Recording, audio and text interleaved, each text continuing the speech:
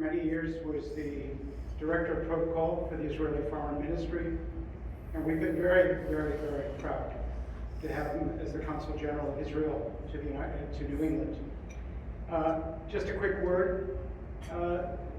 Being the Consul General of New England, of Israel to New England in this time is not an easy job.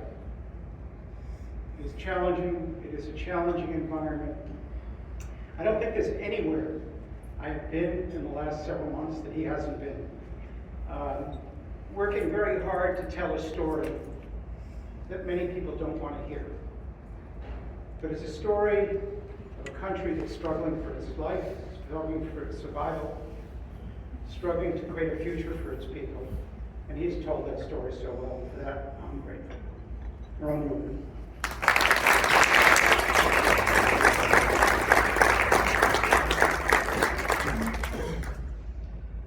Thank you, Rob. Good evening, everybody. Erev Tov. Rob, you're making me go off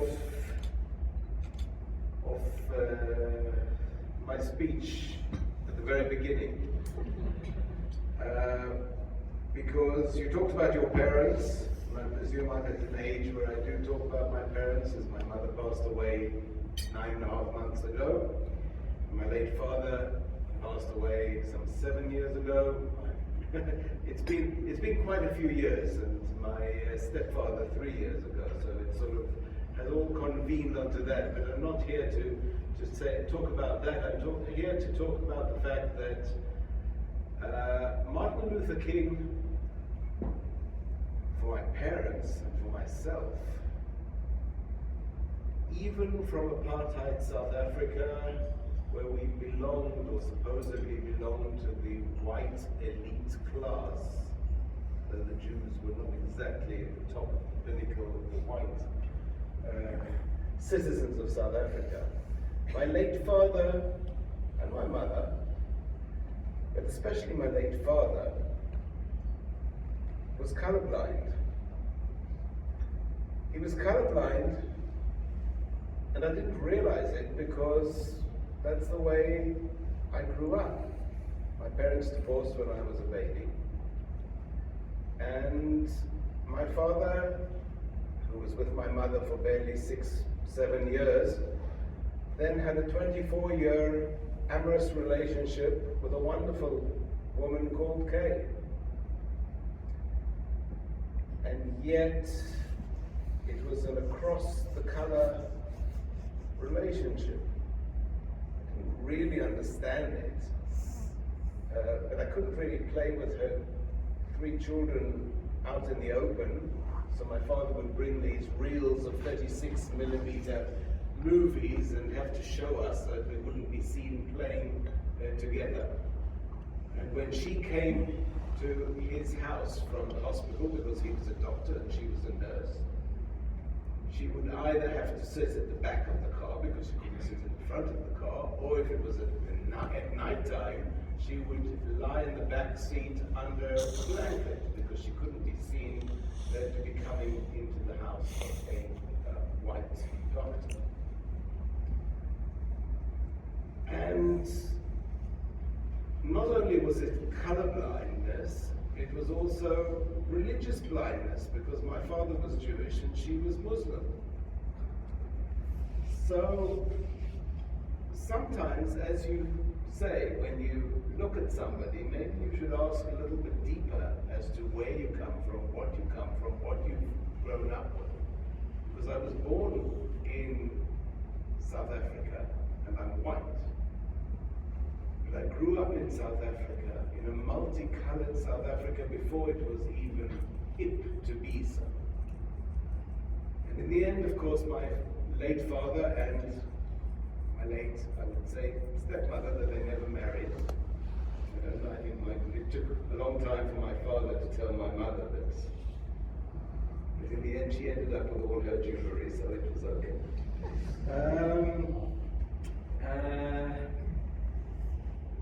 It was very special. And I think that that's what people miss when we don't ask stories or listen to one another and to understand what really goes on in people's lives. And now, if I may, I'll start. Ladies and gentlemen, distinguished guests, shalom and greetings. It really is an honor to be asked to speak before you this evening at the 20th Annual National Cultural Diversity Awareness Council's Keeping the Dream Alive. This Dr. Martin Luther King Jr. dinner celebration here in Manchester, New Hampshire, is really an honor for me. My predecessors as Consul General have mentioned with glowing terms the work of the ncdac and its founder and chairman, Wayne D. Jennings, and his ability to increase awareness of the need for communication, understanding, and respect among people. Now, the last 3 months have been, for the people of the State of Israel, a most traumatizing time in modern history. The massacres of October the 7th have left scars on our society and national psyche that will take time to heal. And only when our hostages are home will we ever be whole again. And so it is that I would like to state, and I hope it's not belittling what the late Martin Luther King Jr. said, that we too have a dream that we hope will soon become a reality, to see all the children, women, men, and elderly taken so brutally from their homes, returned to the arms of their loved ones, families, and country. Today, as we come together to commemorate the late Martin Luther King Jr. Day, I would like to mention that in Israel, he is seen as an American leader who was also an outspoken advocate on behalf of Israel's security and a leader in the fight against anti-Semitism. Granted, Dr. King's pronouncements were 55 years ago and more. But since adversary and controversy were already spreading after the Six-Day War in 1967, his words still resonate with us today. Speaking at the annual convention of the Rabbinical Assembly on the 25th of March in 1968, Dr. King said, "The response of some of the so-called young militants does not represent the position of the vast majority. There are some who are color-consumed, and they see a kind of mystique in blackness or in being colored, and anything non-colored is condemned. We do not follow that course. Peace," he said, "for Israel means security, and we must stand with all of our might to protect its right to exist, its territorial integrity. I see Israel, and never mind saying it, as one of the great outposts of democracy in the world, and a marvelous example of what can be done, how desert land can be transformed into an oasis of brotherhood and democracy. Peace for Israel means security, and that security must be a reality." And this was said in 1968. King's first trip to the Holy Land was in 1959, when, as Jonah said, when flying from Beirut to Lebanon, he visited only the Jordanian side of Jerusalem. And efforts to bring Dr. King to Israel began in earnest in the early 1960s. In 1966, King planned a pilgrimage to Israel and sent his assistant, Andrew Young, to Israel and Jordan to do advanced planning with officials in both countries. After learning of his plans, the then Israeli Prime Minister Levi Eshkol sent him a letter on February the 7th, 1967, formally inviting him to visit. King responded on May the 9th, saying, "I take these means to express my deep appreciation to you for the invitation you extended to me to come to your wonderful country. On May the 15th, King publicly announced his intention to go to Israel. Now, organizers of the 1967 trip had hoped to attract thousands of people to make the pilgrimage to Israel and also to raise money for the Southern Christian Leadership Conference. King planned to preach on the Mount of Olives in what was then Jordanian East Jerusalem on November the 14th, and then again near Capernaum in Israel on November the 16th on the shores of the Sea of Galilee. Unfortunately, the plans were upended by the Six-Day War, which put King in a rather difficult position of responding to questions about the war and its outcome. Influential friends of Dr. King were determined to push forward with the trip, and exploratory visits to Israel were made by his aides and advisors to assess the situation. When they did return, they brought positive news and told King that Israel was abuzz about his visit. But it soon became apparent that making the trip would be a bad choice. And in September '67, he wrote to the El Al Airlines that he was cancelling the visit with deep regret. I think that today, if you look at King's close bond with the Jewish community, it's treated only as a small footnote of his life and work, which I think is true.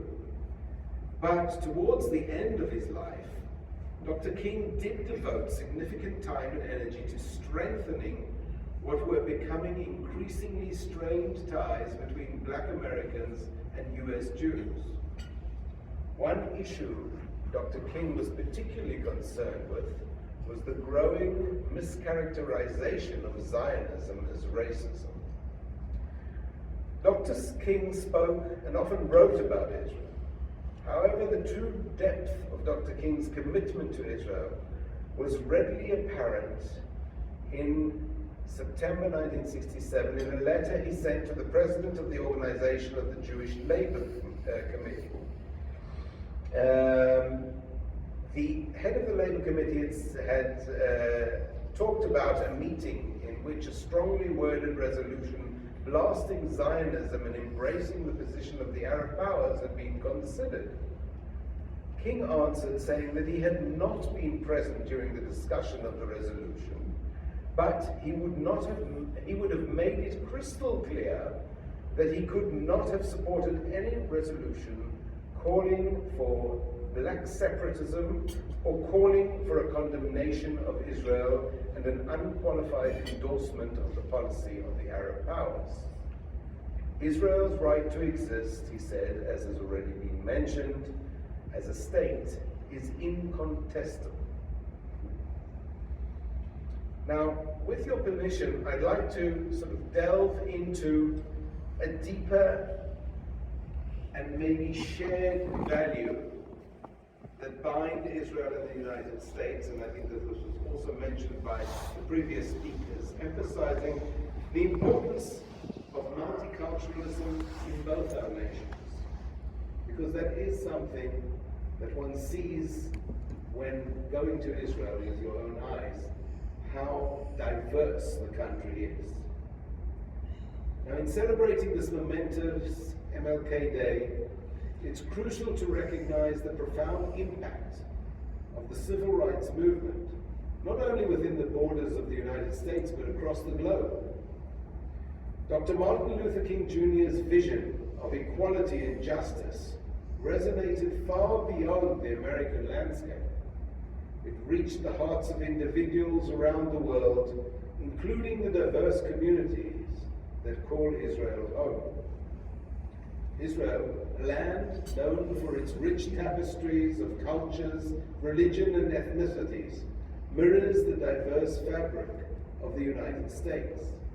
The multicultural makeup of Israel is a testament to the coexistence of various communities, each contributing to the vibrant mosaic that defines the nation. It is this very diversity that forms an integral part of the deep connection between our two countries. For those who do not know, Israel is made up of people from more than 140 countries around the earth. In Israel, Jews and Arabs and Christians and other religions and other ethnic groups live side by side, fostering a culture of inclusivity and mutual respect. It's not always easy, but it's done. This commitment to pluralism is not merely a policy, it is ingrained in the ethos of the Israeli people. The parallels between Israel's multicultural society and the American melting pot are undeniable, creating a shared foundation that goes beyond geographical distances. As we reflect on the civil rights movement and the collaboration between the Jewish and African American communities, we must acknowledge that Israel's commitment to diversity aligns seamlessly with the ideals championed by Dr. Martin Luther King Jr. Both nations recognize that embracing multiculturalism is not just a reflection of social reality, but a source of strength and resilience. Israel's multiculturalism serves as a bridge that connects us with the United States, fostering a sense of kinship that transcends borders. The shared commitment to building societies where individuals of different backgrounds can coexist and thrive is at the core of what binds Israel and America together. Dr. King's dream of a world where individuals are judged by their character rather than their color of the skin resonates deeply with Israel's ethos. In Israel, diversity is not merely tolerated, it is celebrated as a source of strength and vitality. The struggles faced by marginalized communities in America resonate with the challenges overcome by diverse groups in Israel. It is through the acknowledgement and celebration of our differences that we build stronger and more resilient societies. The multicultural makeup of Israel contributes to its vibrant cultural scene, dynamic innovation, and the ability to navigate complex challenges. These qualities are mirrored in the American experience, creating a foundation for collaboration and understanding between our two nations. Our shared commitment to diversity is not just a reflection of our past, but a guiding principle for the future. As we look towards the horizon, let us continue to learn from each other's experiences and draw strength from the shared values that define our nations. May the multicultural spirit that unites Israel and the United States be a beacon of hope for a world where diversity is celebrated and equality is the cornerstone of our societies. The friendship between our nations is not only based on political alliances, but on a shared commitment to the principles of democracy, justice, and human rights. The collaborations between Jewish and African American communities during the civil rights movement laid the foundation for a broader understanding of the importance of solidarity in the pursuit of a more just society.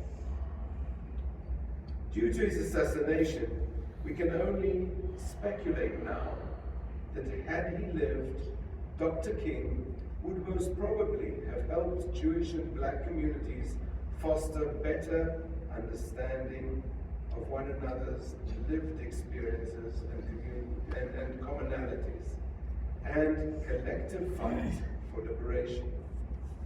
What I can say with certainty is that Dr. King's vision of a secure Israel and a peaceful Middle East is as relevant today as it was in the 1960s. As we celebrate Martin Luther King Jr. Day, let us not only remember the struggles of the past, but also reaffirm our dedication to the ongoing journey towards equality. In doing so, we honor the legacy of Dr. King and the countless individuals who, like Rabbi Abraham Joshua Heschel, marched with him, their feet praying for a better, more just world. thank you, and may the celebration of Martin Luther King Jr. Day inspire us to build a future where the dreams of justice, equality, and unity are realized for all. Shalom, and happy Martin Luther King Jr. Day. Thank you.